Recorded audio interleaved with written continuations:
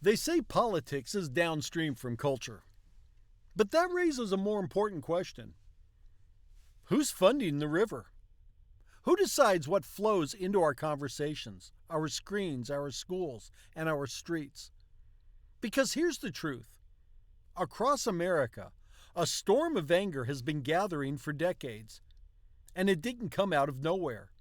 The factories are gone, small towns gutted, family farms swallowed by corporate agribusiness.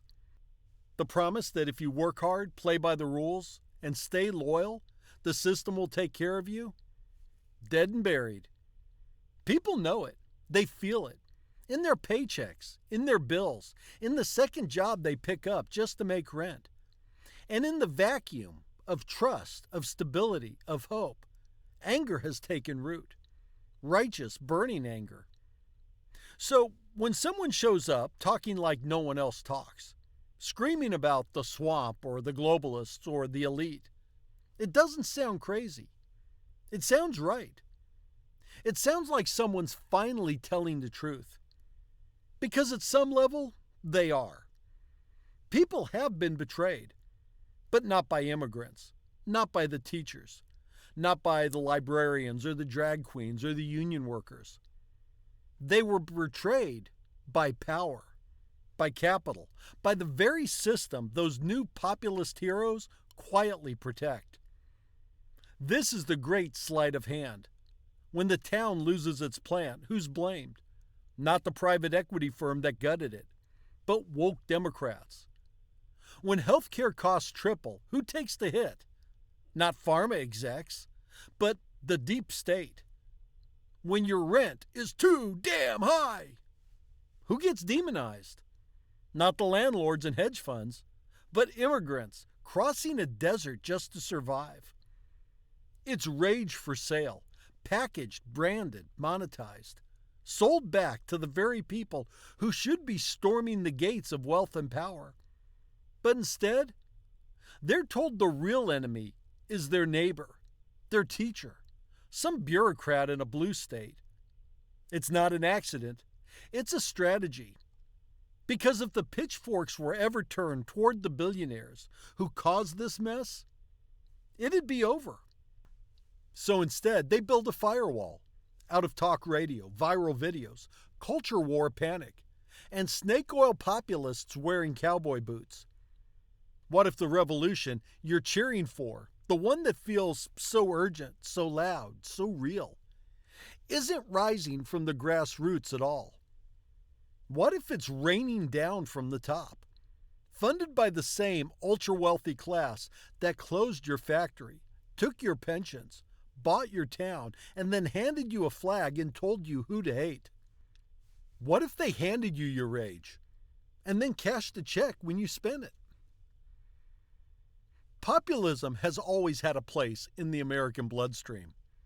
From the prairie radicals of the 1890s to the labor uprisings of the 1930s, it's been a powerful tool for holding power accountable. It can uplift the working class or be twisted into demagoguery. It can build bridges across race and religion or fuel division and scapegoating.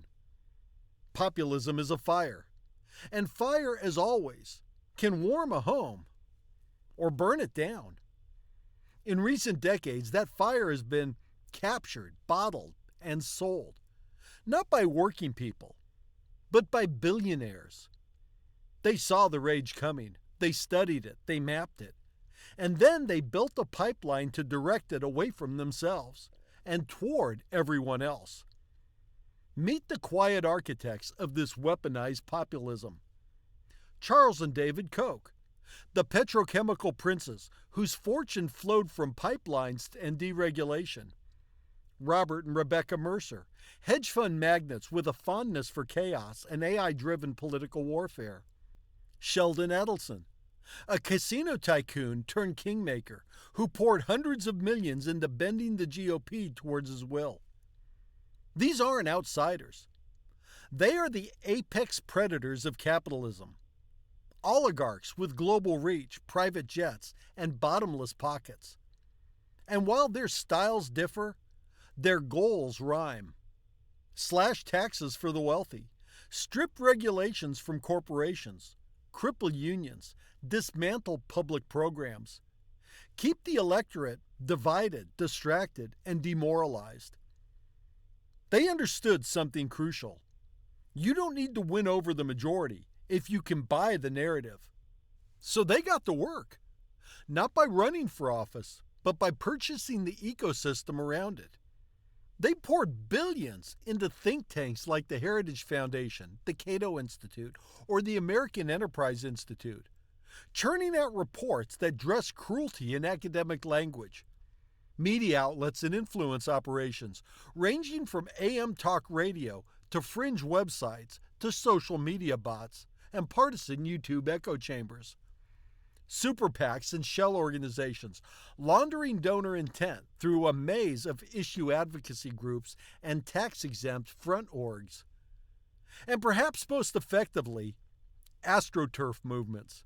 Phony grassroots uprisings, complete with branded signage, paid protesters, and carefully scripted outrage. It wasn't a movement.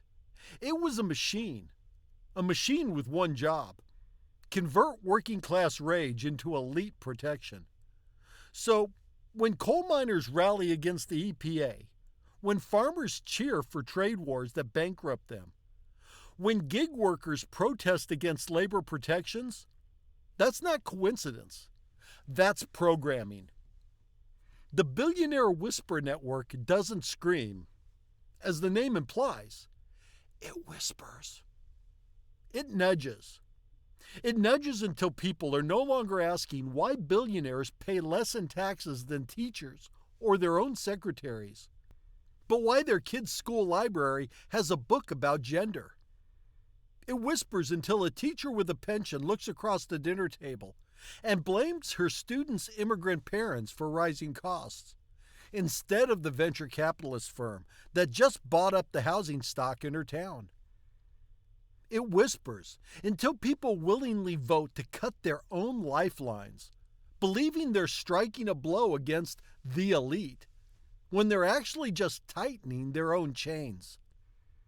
The irony is profound.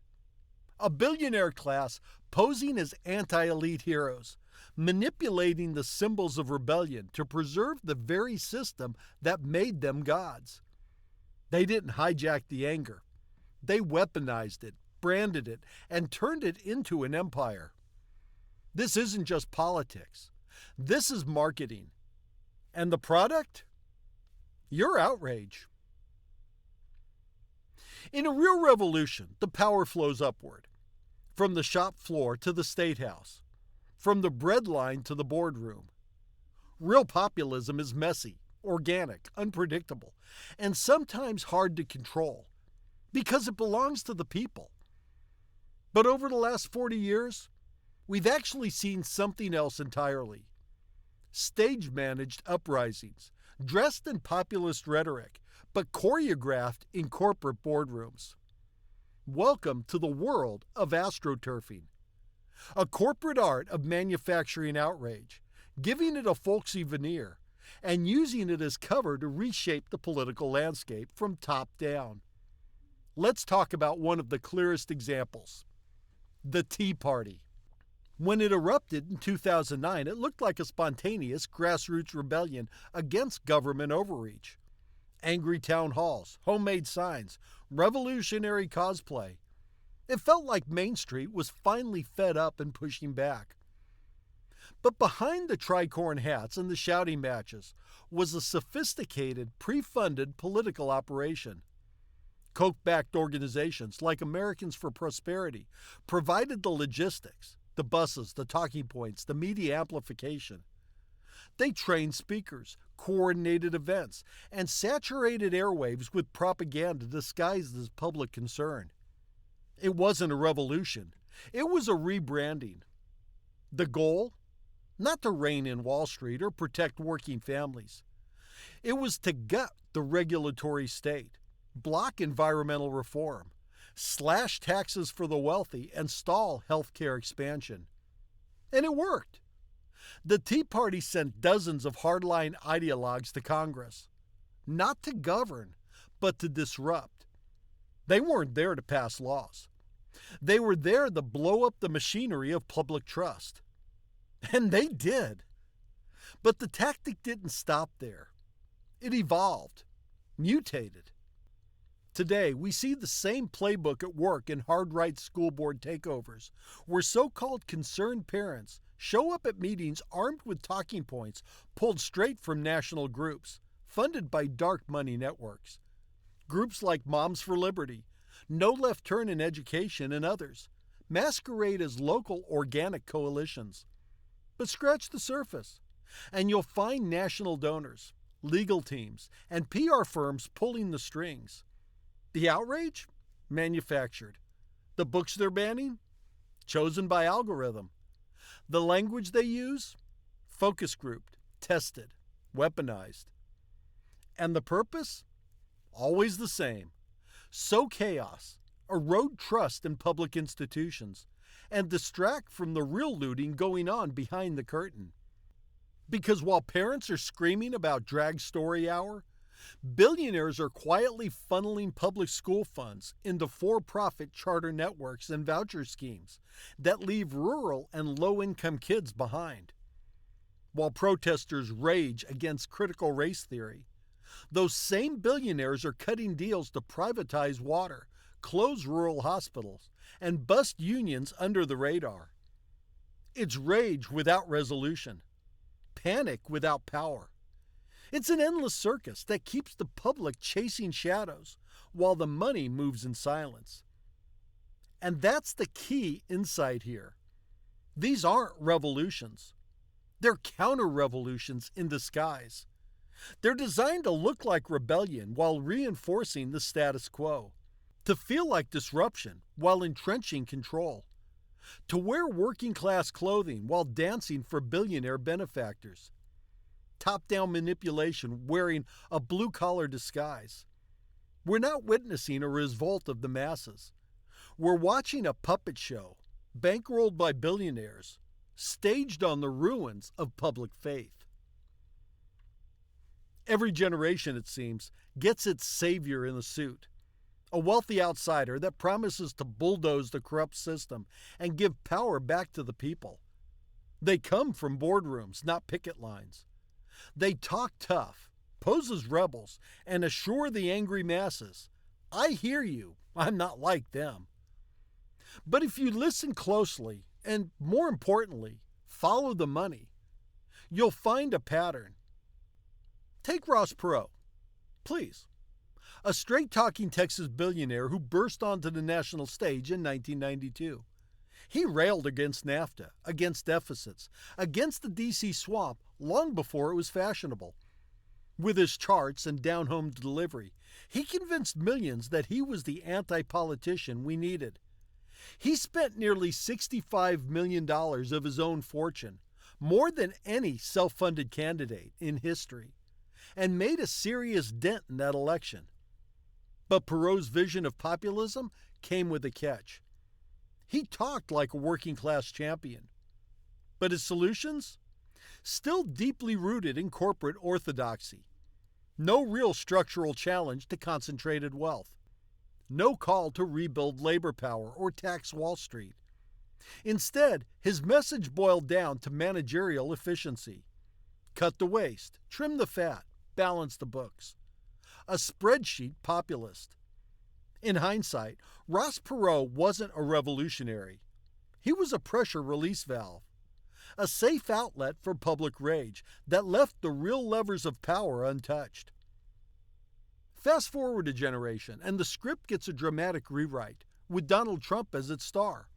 A reality TV mogul, a tabloid fixture, a failed casino boss with a golden penthouse, a string of bankruptcies, and a long history of stiffing contractors.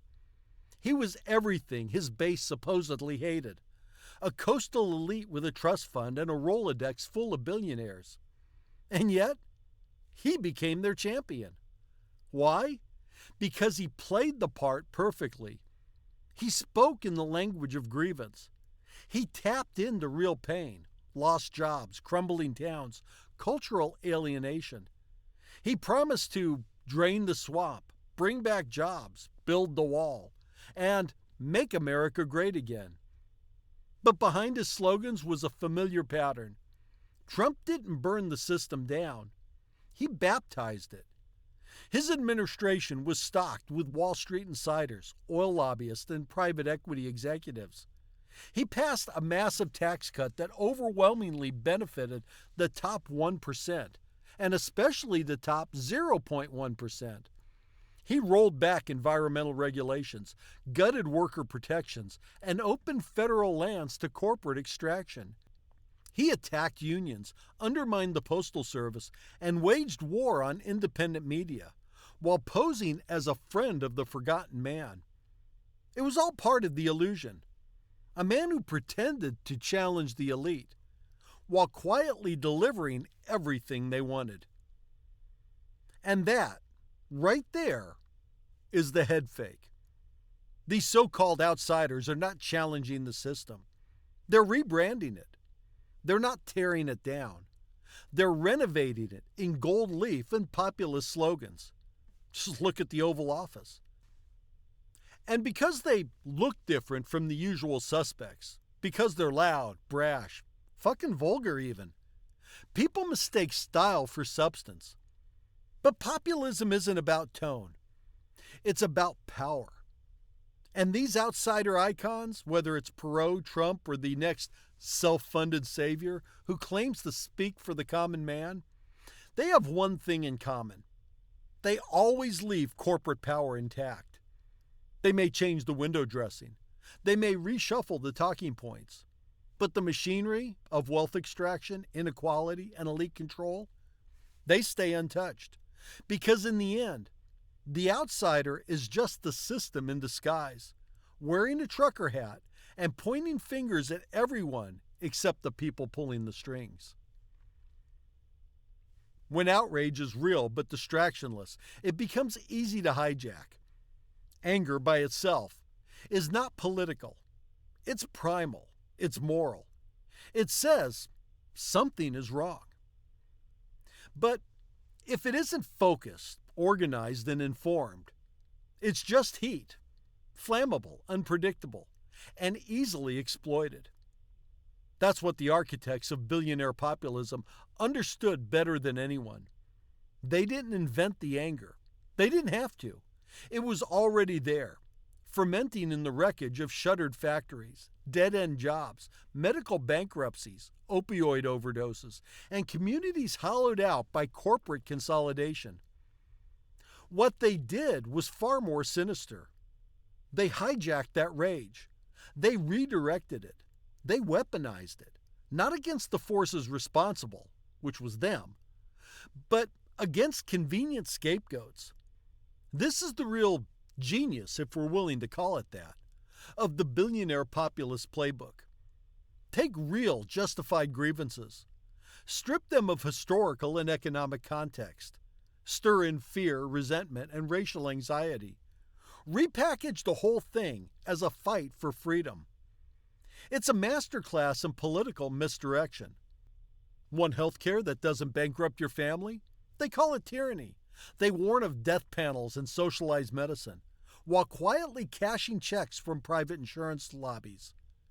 Want a union to bargain for better wages or safer working conditions? They call that socialism. Suddenly, collective bargaining becomes un-American, even though your grandparents fought for it. Want fair elections without voter suppression or gerrymandering? They call it fraud. They flood the zone with conspiracy theories, weaponize distrust, and pass laws to make voting harder for working people, especially if they look like they might vote for change. It's not just gaslighting, it's control. And it works. Because once you convince people that the problem isn't economic exploitation, but cultural deviance, once you direct their rage away from Wall Street toward their neighbors, once you convince them that every threat is coming from the bottom rather than the top, you've won. You've built a movement that will march, scream, and even vote against its own material interests, while believing it's striking a blow against the system. Meanwhile, the real villains, the billionaire class, the multinational CEOs, the hedge fund managers who feast on economic collapse, slip quietly into the shadows, immune from the backlash they help incite, often profiting from it. They don't need to win the argument. They just need to muddy the waters until people forget what they were angry about in the first place, until rage becomes a ritual, until voting becomes a vent, until freedom means little more than the right to suffer without help. And when that happens, it's no longer a democracy. It's a casino rigged from the top, fueled by illusion, and staffed by marks who think they're running the show. This is the endgame of rage without a rudder. A furious population shouting in all directions, while the looting continues behind the curtain. Populism isn't the enemy. False populism is. That distinction matters because for decades we've been told a lie. That populism is dangerous, irrational, even authoritarian. That when working people rise up in anger, they threaten the republic.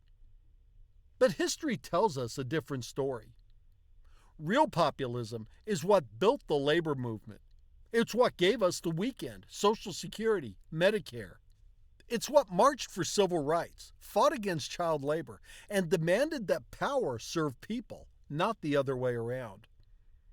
Real populism is multiracial, working class, and focused on economic justice. It doesn't punch down. It punches up. It doesn't divide by race or religion or zip code. It builds solidarity across them. It doesn't worship strongmen or billionaires. It holds power accountable, no matter what hat it wears, what flag it waves, or what channel it airs on. That's what scares the wealthy warlords more than anything. Not protests, not slogans, but solidarity. Because solidarity can't be bought. It can't be spun. It's immune to cheap tricks, culture war bait, and billionaire-funded movements in populist cosplay.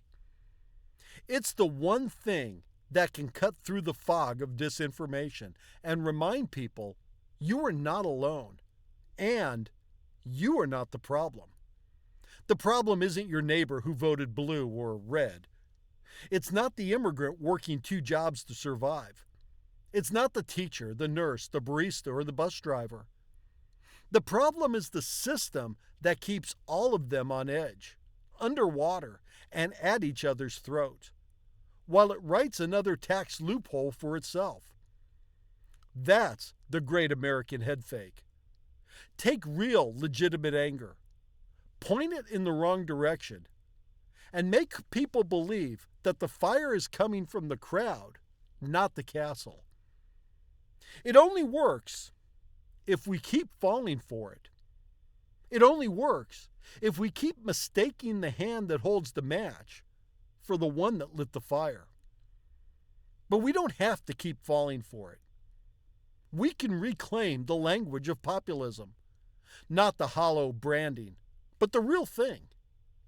We can tell a different story, one where democracy means more than casting a vote every 4 years, where people are more powerful than profits, where communities come together, not through fear, but through shared struggle, shared vision, and shared humanity. The truth is, we're closer than we think. Because once people see the trick, the spell is broken. And when the spell breaks, so does their power.